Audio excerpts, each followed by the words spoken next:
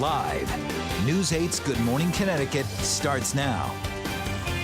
Good morning. A five-state primary showdown. Republican presidential candidate Donald Trump and Democratic rival Hillary Clinton pushing themselves closer to their respective parties' nominations. A wonderful Wednesday as we take a live look right here at New London. Beautiful day ahead, but we do have some rain to talk about in that 8-day forecast.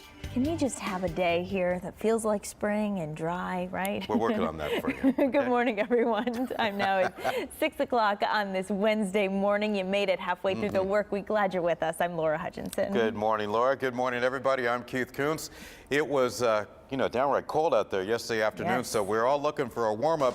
Let's get it right over to the man with the plan, Chief Meteorologist Gil Simmons. Gil. That is the plan today. Good morning, Keith and Laura. Good morning, everyone. It's going to be a wonderful day once we get through this chill that's holding on, and that'll be through about 8:30, 9 o'clock this morning. It's going to be a lovely afternoon. Sunny skies, temperatures in the 50s and 60s. No issues to getting your way out there this morning. We have a few spots of patchy fog. Other than that, the roads are dry. The rain is history, and it is a beautiful sunrise. Here's the chill I'm referring to, though. It's only 38 now in New Haven. We have other spots that are a little bit chillier, and notice our storm track radar here completely dry. Teresa, temperatures 30s, low 40s now, but heading for the 60s later today. Ooh. I'll break it down hour by hour coming up. Sounds nice, Gil. We'll take it. Good morning, everyone. If you're leaving the house right now, chances are you're going to enjoy the ride. I went through all 210 of our traffic cameras, checked in with state police, and kind of came up empty, which is great news for commuters. You'll see in our cameras along the shoreline, not a whole heck of a lot going on. Same situation, Danbury, Waterbury, Hartford. Everything is right where it should be. No obstacles at the moment and no overnight construction. So we'll take a peek at the traffic map. Lots of green speed data. If you have an early flight at Bradley, you're hopping up to 91.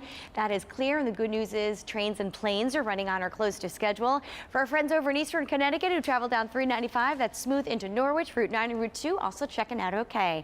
Check those cameras for yourself at WTNH.com. Keith and Laura, back to you. Teresa, thank you. Now to vote 2016, the Connecticut primary on the front page of a number of papers this morning. That's right. More than 500,000 people cast their votes in our state's presidential primary, choosing the candidate they want to be our next commander-in-chief. News 8's Ken Pierce is here with us this morning covering the Democratic side of the race. Good morning, Ken. Good morning, Laura and Keith. And of the two races, the Democratic race was certainly the much closer one. As the results came in last night, it was too close to call at times. Then Hillary Clinton started pulling away, and that is how the night ended. That's where we stand right now. Clinton winning Connecticut by about 17,000 votes, or about 5%. Since all 71 delegates are divided according to the vote, that means probably 3 or 4 more Connecticut delegates for Clinton at the convention. The problem for Bernie Sanders is he also lost in Pennsylvania, Maryland, and Delaware last night. He won Rhode Island, but he is still way behind in the delegate count. It's almost impossible for him to win at this point, and a lot of people are saying it's time for him to drop out and endorse Secretary Clinton. In her speech last night, she repeated her appeal to Sanders supporters that there is more that unites them than divides them. She sounded like she was trying to appeal to their ideals, but in her own way. That's why we're setting bold, progressive goals backed up by real plans that will improve lives. After all, that is how progress gets made. We have to be both dreamers and doers. Now, the problem for Clinton is many Sanders supporters say they are not buying that. I asked some at Monday's rally in Hartford if they could back Clinton in November. Most said no, that they would vote for the Green Party or someone else. Sanders himself said yesterday that California deserves a voice in the primary process, and they don't go to the polls until June. The Democratic convention is 3 months from right now in Philadelphia. I'm Kent Pierce. Laura, over to you. Ken, thank you. We're now going to turn you over to the GOP.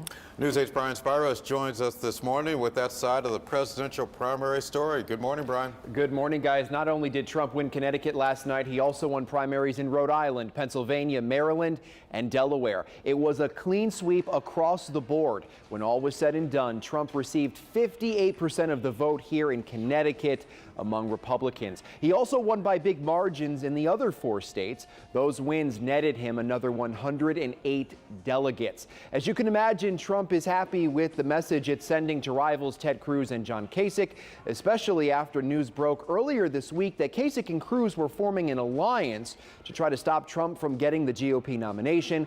Last night, Trump used the analogy of a boxer in his speech, basically saying when one boxer knocks out the other, you don't have to wait around for a decision. Look, I started off with 17. I'm down now. I'm winning it. It's over. As far as I'm concerned, it's over. These two guys cannot win. There's no path.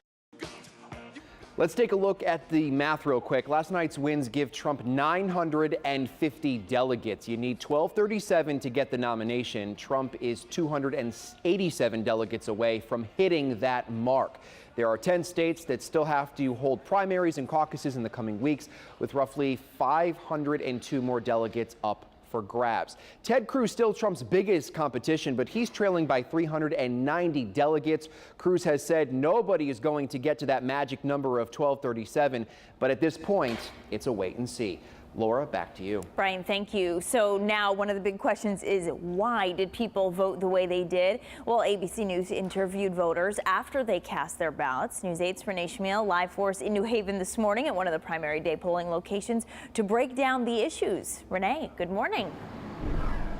Good morning, Laura. By now you've seen the numbers from yesterday's election, and you may be wondering why people voted the way they did. And as you mentioned, ABC talked to voters yesterday after they cast their ballots. Let's take a look at the Democratic side first. 70% of Democratic primary voters in Connecticut say the primaries have energized the party.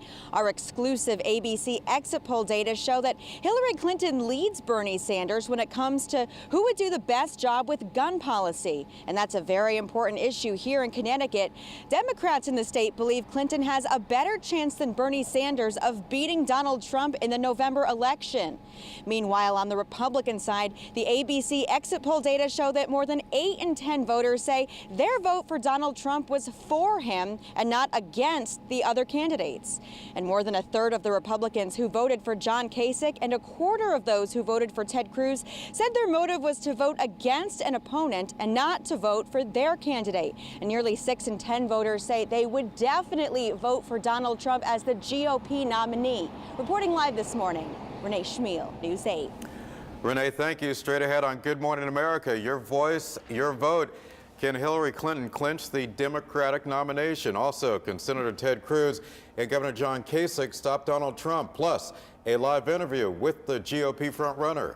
All that coming your way 7 o'clock right here on News 8. And we've got your back anytime you want to know about the 2016 presidential election. Be sure to stay with News 8 both on air and online for everything Vote 2016 all the way through the general election in November. All right, looking for a little better day today weather-wise. Yeah, let's lose the November temps from yesterday, speaking of November, and get back to some spring temps today. That's the plan. However, this morning it is pretty cold out there, and I'm seeing some reports of fog around the Hartford area, also out about, let's say, Route 6 Willimantic, very foggy around the airport this morning. So keep that in mind traveling. It may change quickly on you, and you may have a little frost on the windshield, even at the shoreline. Look at New Haven, 37, 47 down into New York City if you're commuting. No rain today, but obviously the temperature is an issue through about 9 o'clock this morning, and that includes the school bus time this morning. It is cold out there, but an outdoor recess day today. We'll get another one tomorrow, Teresa, and then some changes for Friday.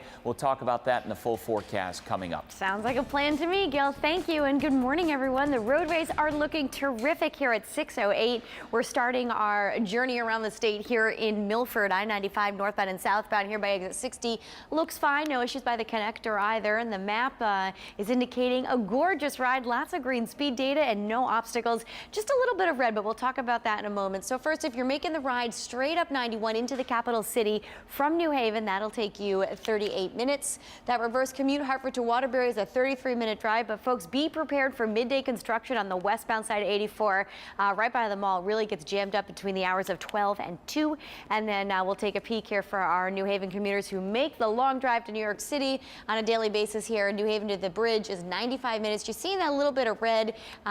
It's not as bad as it looks, but you do have an extra 10 minutes added to the ride. A little stop and go in Bridgeport. Certainly that's not unusual. Check the cameras for yourself at WTNH.com. We'll send it back to you both. Teresa, thank you. Rise and shine has a little different meaning when you go to work in the dark. Trust us, we know.